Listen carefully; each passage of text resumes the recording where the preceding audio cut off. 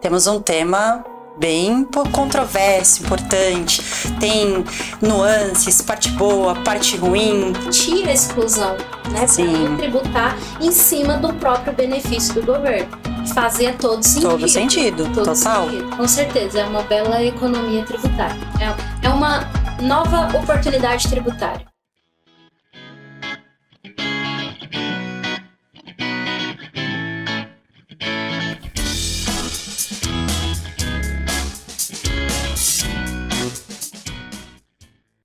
Oi pessoal, bom dia, boa tarde, boa noite. Meu nome é Laís Freire, sou advogada e host do Pode Simplificar. Hoje nós vamos falar sobre as subvenções de investimentos e como as mudanças impactaram as empresas do lucro real. Por que estou falando isso? Porque até o final de 2023, a legislação era favorável para essas subvenções de investimentos, mas com a nova legislação, que eu vou até falar a lei corretamente, 14.789 de 2023, trouxe mudanças significativas. E aqui na minha frente, para falar comigo sobre isso, a minha querida host, Michele. Oi, Mi.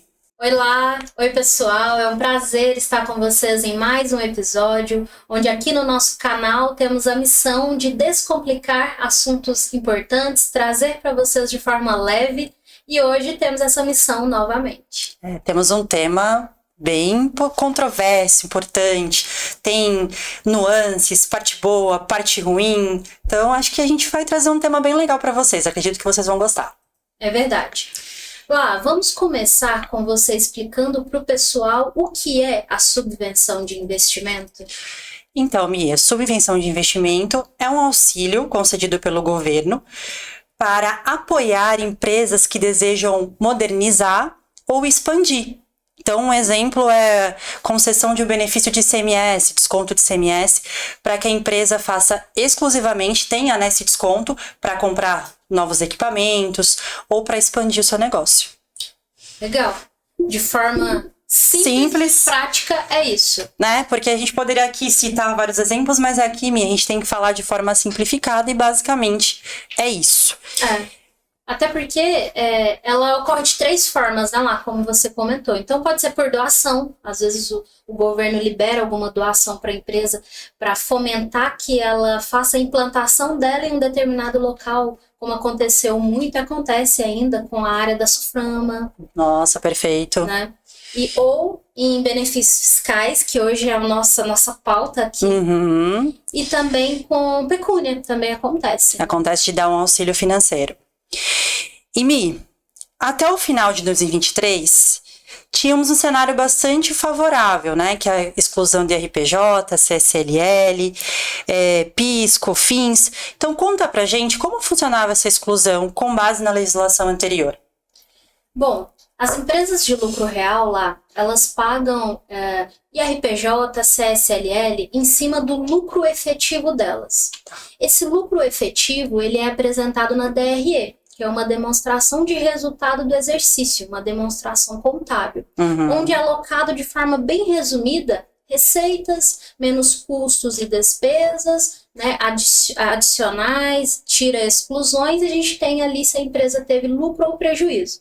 No lucro real, inclusive, se houver prejuízo, não há o pagamento de imposto de renda e CSLL, havendo lucro, há o pagamento. Anterior à mudança, até dezembro de 2023, as receitas de subvenção elas poderiam ser exclusas da base de cálculo desses tributos, tanto IRPJ, CSLL, PIS e COFINS. Para ficar mais claro, eu vou exemplificar. Ótimo. Vamos imaginar uma empresa de transporte no lucro real, onde ela faz ali atividade de transporte nacional e ela paga uma alíquota de ICMS de 12%.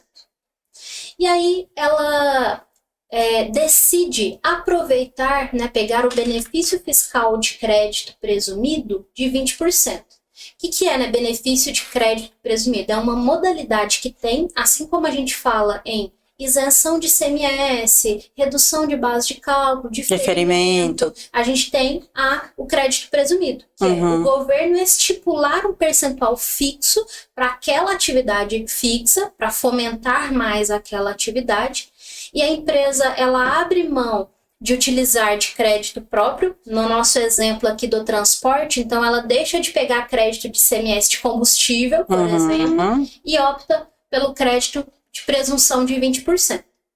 Anterior a 2023, ela poderia, esse crédito, essa subvenção, se for utilizada essa economia tributária para investimento, assim como você mencionou, para expansão ou implantação da empresa, né? Ela poderia excluir da base de cálculo.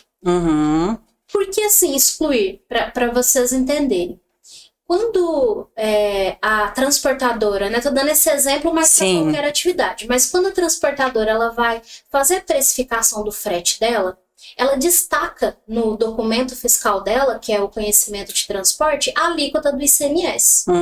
Se ela vai destacar o ICMS, ela precifica com a incidência do tributo.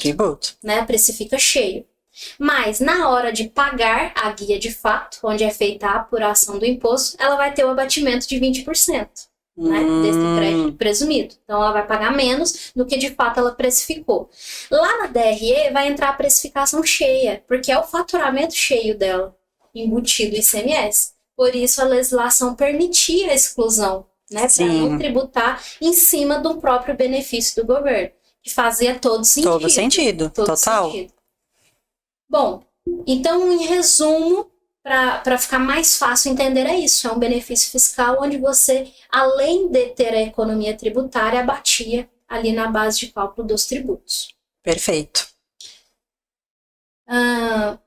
Bom, e em contrapartida disso, é importante eu mencionar que, anterior a 2023, a gente vai falar em 2 tempos, que quando a gente tinha essa subvenção, esse crédito, né, que seria próprio para expansão e implantação, contabilmente a gente também precisava seguir um critério, que é o seguinte: essa economia tributária ela tinha que ser contabilizada em reservas de capital, reserva para investimentos, né? E não poderia entrar ali em reserva de lucro para depois ser distribuído aos sócios. Então, teria que ficar ali separado como reserva de capital, né, para investimento, para ser utilizado de fato na expansão da empresa.